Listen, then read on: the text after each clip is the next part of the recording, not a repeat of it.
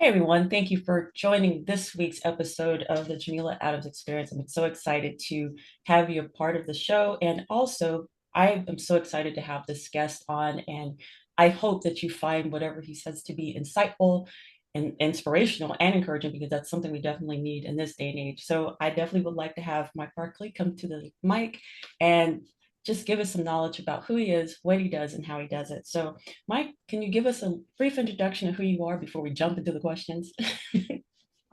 Sure. Yeah. Mike Barkley, as you said, was born and raised in Atlanta. Uh, had the opportunity to, after leaving Atlanta, bounce around through many states while serving in the military and also working in corporate America. And through that journey, had the opportunity to work with different people, different levels, skill sets, and learned a lot on that journey about people and leadership and overcoming adversity, uh, trusting in faith, and just persevering. So those experiences is what I like to share to help people grow, reach their full Awesome. potential. That's awesome. So in this process of you gaining knowledge and understanding leadership, you wrote a book called Above the Storms. So one, hey, author to author, that's a good thing to be able to get your identity out there, to get your life out there so that people can see that you went through some things, you went through some chaotic things, but you rose above it. So how did writing the book, how did that help you? And what obstacles did you overcome from doing that? Well, anytime you're reflecting and taking a look at your life, um, I think there's two things that happen. The first is you you acknowledge that you've been through a lot and that you experienced some things and maybe some of those things other people haven't experienced. Mhm. And then the second thing, if you once you really reflect and you dig into it, you say, "Wow, I'm an amazing person. I've made it through all this stuff and I'm still here." Yes, yeah, So, and the latter is what I've, really taken some pride in. And I wanted to celebrate that in my book, Above the Storms, because everybody has a story. My story is probably not too far off from a lot of people. But I don't think everybody acknowledges what they've been through and equate it to those lessons help them to be where they are now. absolutely. And that's one of the things I've learned when I was part of the Girl Powerhouse, Becoming a Girl Powerhouse, Volume One. It's one of those things where you become vulnerable. You let people read about what traumas or troubles that you've incurred and how you had to grow from them. I said, you can't lay in it. You got to get up and move out of it, because if you keep laying it, you find you're not going to get up, and everybody needs to pull themselves up, because it's you just don't want to be in that position any longer. You have to find something that motivates you to get up, to feel inspired. So I totally get that. And to let people read it, it's a challenge, but it's a welcome challenge because it makes us more relatable. So this year's theme is fighting your voice. And I try to focus on things for entrepreneurs, people even in business. What is the things that you find that helps you find your voice? And I know that you are in leadership roles. So how do you help others find their voice and transform their lives? There's for me, it's really taking time to pause and think about or reflect back on things that have happened, choices that I've made, my decision making process, and trying to evaluate um, at the time, was it the best decision? Mhm. And then that helps me to kind of get centered and find out or find my voice. It helps me to basically make a decision on how I'm gonna move forward and who I'm gonna be and how I'm gonna show up in certain events. Right. And yeah, for me, that has been really important for me to find my voice because I started evaluating, if something, situation happened, I would make a decision or I would respond a certain way. And then when I reflect, I'll be like, oh, that's not me. That's not who I want to be. That's not my voice. I'm Right. repeating or doing something I've seen somebody else do, but it wasn't authentic to me. And Good. so by doing that, it helped me really find it. Another thing or task that I use is journaling. It's just Mhm. really sitting down, writing your thoughts out, making some decisions on paper. Yeah. It seems like when you put it on paper, it has a different impact than just thinking about it. Right. You can really reread it, you can look at it, you're writing it out, so it slows your brain down, so you can really focus on what you're writing down, and it forces you to have to think about it.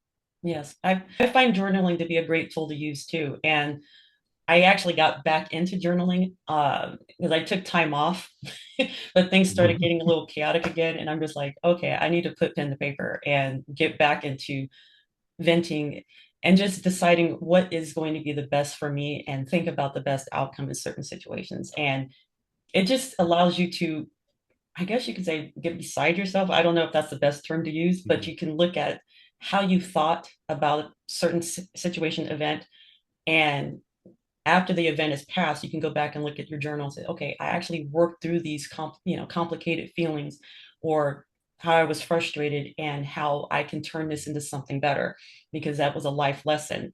And no matter how old you are, you still have to learn life's lessons. Right. Because you can't get off this planet without learning something. And I'm one of those people. I always tell my kids, be a life learner, never stop learning, never stop growing. And even after, even in midlife, we still have to learn, because people who get stuck in their ways end up getting stuck, and that's not good. So I Mhm. totally get what you're saying about journaling, and journaling does help in more ways than one. I don't know if you've thought about doing this again, if you've thought about penning another book, you've thought about taking whatever you wrote down in your journal to put it towards the next book. Yes, I'm actually going to do a second version of the book because I held back in the first version, Mhm. and I gave some of the things that I've been through, not all of Right, them. And some of that was probably me being a little shy, I guess you could say, right, and not wanting to put that information out there yet. But there's the more I thought about it, I said there's people out there that's been through some of the same things I have, so I could share more. So the second version, I will share more, and a lot of that, a lot of what I'm going to share is the stuff that came up in the journal, gotcha. the reflection on things. Mhm. Uh, and another great thing about journaling is sometimes you will start to remember things that you forgot, Mhm. Oh yeah. which can be painful sometimes, yeah. But those things that you remember them for a reason. Mhm. Now, what we do with that memory is it can be a challenge, or it can be an area that you focus on. And what I mean by challenge is you don't overcome it. You just it stays in your way. It keeps popping up, and it brings you down. Right, A focus area would be, hey, yeah, if I know that happened, but I'm not going to let that stop me. right. Every experience is an opportunity for us to grow. It's the best way to look at it.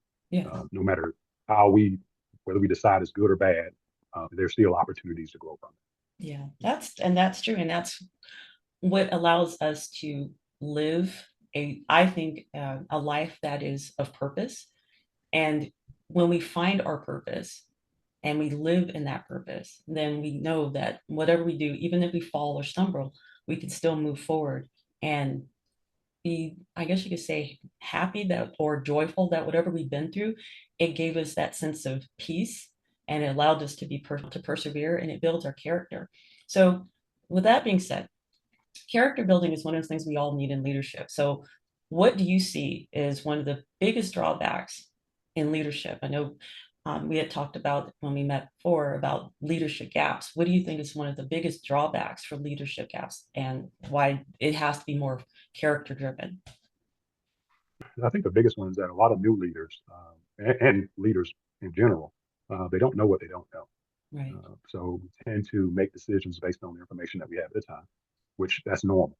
But are we seeking to continue to increase our knowledge and our leadership skills mhm. um, to be a better leader? And that's what I mean by closing the gap. Okay, Uh, this is the probably, well, not, it's the only time where we've had 5 different generations in the workforce, right, and each brings a specific talent mhm. or focus area with them. How do we manage through that? Are we even thinking about that as leaders? Right, How do we find the next level of skilled um, associates and employees to develop and lead to replace us and to fill positions that are empty right now? As the world changes, as technology changes, the leader has to change and continue to develop and grow as well, right, because it's not going to stop. yeah, This next big wave of AI is going to cause a lot of changing, and concessions going to have to be made in certain areas to get on that bandwagon. And right, to me, that a leader should be focused on those type of things, right, not only the technical part, but then also the most expensive resource a company has is the human capital. What are you doing with them? How are you developing them? How are you growing them? How are you helping them to be better at what they do and happier at the same time? right. So that's what I mean by closing the gap. Yeah. So when you said 5 generations, I'm thinking, oh wow, boomer, X, millennial, wow, and so on. So how do you reach them without everybody literally pulling their hair out? I think the secret is really enjoying people and Mhm. getting to know people. Right. For a long time, if you think about corporate America, and it's still prevalent in a lot of companies now, to where you're a number. Mhm. And research shows that if you treat associates like numbers, you're only going to get the bare minimum. They're going to do enough to keep their job, and they're going to be looking at the same time. But as you build relationships, you trust your associates, you give them opportunity to innovate, you bleed into them. Uh, Sometimes people call it servant leadership. Then Right. you get more out of them. They enjoy their job, they work harder, they come to work like they're supposed to because they enjoy being at work. Um, and that's across all generations. Right. That's held true. Some of the smaller things to focus on is really trying to understand the generation and what makes them move. Uh, each generation has these key little things that they thrive on, things that's going to help them be more engaged and function. Um, so that's what, as a new leader, I think it's important for that person to focus on those type things. And also entrepreneurs, same thing. Yes. You're hiring from the same pool, so it has to be important to you. You have to understand that each generation moves a little different. There's different things that's important to them, and we have to be in tune with that. Yes, it's like, yeah, how do you reach them? How do you talk to them? How do you Mhm. get them motivated to want to do what's best for them? Yeah, so that's one of the things about leadership that you allow for questioning and you allow people to voice their opinion. I've always told the kids, it's like, I don't have a problem with you voicing your opinion. Just one or two things important. You use tact and be respectful because you can always voice Hmm. your opinion. You just have to be respectful and use tact. And I think honestly, some people forget that even in their grand old age. Right. Yeah, I like that you do that too because that's something that I do with new leaders. I tell them to stay curious, Mhm. and you can ask questions. Well, I'll say it this way: you can say anything as long as you say it the right way. Right, So exactly. yeah, so if you're don't want if you're genuinely curious about something, just tell the person, hey, I'm curious how you got to that point. Do you mind if I ask questions? Most people are going to be receptive to that, and they won't feel like you're pushing back. They just feel like you're being curious. Right, So those are some of the things that I teach new leaders. Is no matter what the situation is, go in, ask questions, because a lot of times it may not be what we think it is. exactly. Don't assume anything. Yeah. Don't Yes. assume anything. And that's one thing about leadership is you can see who needs that extra push, and then you can see those Hmm. who are just like, it's I got this. Just tag me if I mess up a little bit, but I think I got this because everybody's different. Everybody learns different, Hmm. and you have to, as a leader, see who's what the strongest person's weakness is, and so on, and try to build that weakness up at the same time, not taking away from what makes them strong, if that makes sense. But I think Yes, it does. that's one of the greatest things about being in a leadership role is that you know how to do it and you lead by example. True leaders will get down there with you and say, okay, this is how we're doing this. If you have any questions, let's work it out this way. And then you have those like, I got it, I can run with it. Then you have those who are like, I'm still having questions. Can you help me out a little bit more? I'm sure Right. that's what happens with you. But yeah, that's the cool thing about leadership. So let's circle back and let's Okay. talk about the where can we find your book Above the Storms? Is where can we locate it? Where can we pick it up? Well, it's on Amazon right now, the digital version and the paperback. And then also at my website, it's www.soarabove.com. So it's ATSOARABOBE.com. It can be purchased there as well. The great thing about the book is right now it tells the story, and there's some amazing takeaways in the book. Mhm. The second phase, which will be out by the first of next month, Mhm. is, and I said phase, not version. So there'll be a second version of the book, but the second phase of Above the Storm is a workbook. Okay. So that will actually have some exercises and different tasks that you can do to help ingrain the behaviors. So a lot of times we read and we may not get exactly what we need out of it. Yeah, it's a great story. You understand what the person did, but how can I apply that in my life? Right. So the workbook is written in the format of learn, practice, and then apply it to your life. Okay. So you can read the book, execute on the workbook, and then you'll be able to apply a lot of those skills to your life. Okay, great, great. And who exactly is this book for, this workbook for? Is it just for people coming into the workplace or people who've been established in the workplace? Who exactly is this book for? Well, my target audience is that new leader, somebody that's new to leadership. However, it could help anybody because we've all probably crossed some leaders that's been around for a long time and they may not be executing at the level we think they should be. So Right. there's some takeaways for everybody, Gotcha. um, and especially military, ex-military people that's trying to figure it out. They kind of lost and want to need a little roadmap or don't know how to design their roadmap. Right. It's perfect for people in that bucket, basically. Got you. Okay. Well, look, we're gonna tie this all up. So I do have one thing to bring up. Congratulations on your doctoral candidacy, and I'm so excited to see what's going to happen with you after all that. So, what is ultimately your goal after you get your doctorate? Well, I'm probably stay in corporate America for a little longer. I enjoy it. I enjoy developing and growing people. I enjoy the face-to-face interaction. Um, but at some point, I'll use that to probably start teaching at a college level, uh, sharing the things that I've learned over a period of time, uh, and helping people to grow.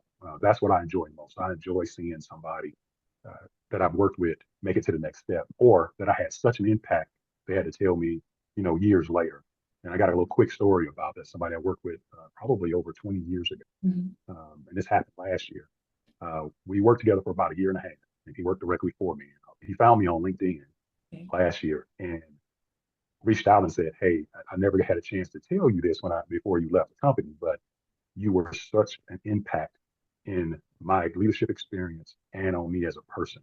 And sometimes stuff comes a little later. You don't see it right away, Right. but by just doing the right things and believing in people and helping people, it always comes back to you. So, Oh, absolutely. Absolutely. And that's wonderful that he found you and told you that because people sometimes don't always get their flowers. So congratulations on right. the flowers. Thank you. Thank you. Thank you. You're welcome.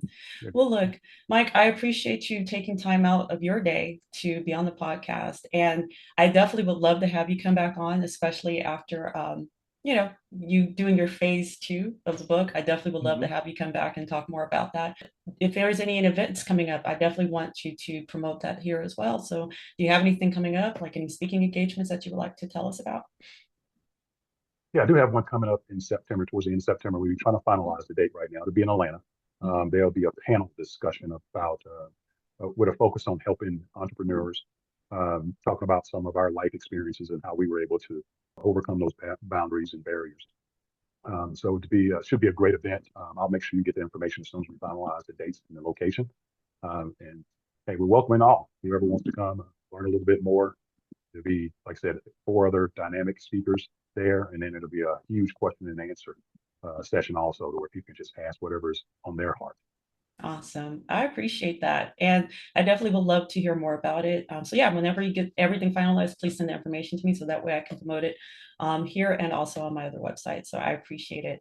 So, Mike, thank you, like I said, for taking time out of your day. And also, I would love to have you come back on. So, any parting words before we wrap it up? Yes, it's something I tell new leaders, and when I used to coach sports, it's the same thing. It's a quote that I used. This always drives the point home for people. But it goes, when you commit to something, the world surrounds you with the answer. Well, thank you so much again. And to all my guests or audience members, thank you for taking time out of your day to listen to the podcast. And as always, I want you to be inspired, be inspiring, be encouraged, be encouraging. But most of all, I want you to be you. Check you out next week. And Mike, thank you again for being a guest on today's episode. Thank you for having me.